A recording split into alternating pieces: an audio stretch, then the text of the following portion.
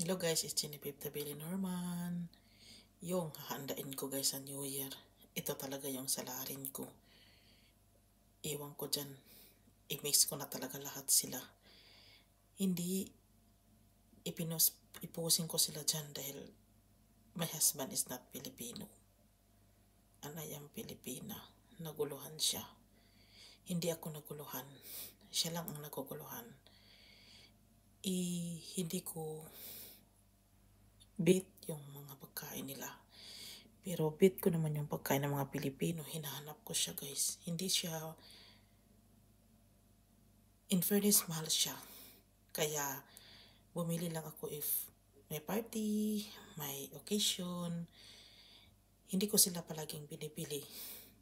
Binibili ko lang sila if may occasion talaga. Hindi naman sa lahat ng panahon may occasion, di ba? Kaya andito sila ngayon dahil magluluto ako sa New Year. Hindi kaya napansin ko hindi yung price kung tutuusin.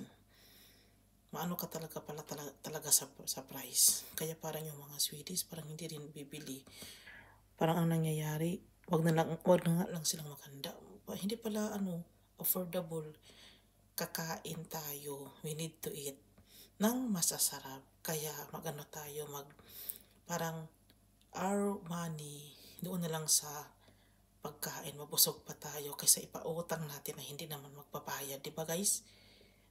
Mabuti na lang nabusog tayo kaysa ipautang natin.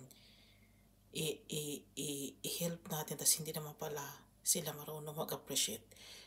Kaya guys, dito na lang ako. Maraming salamat. Bye.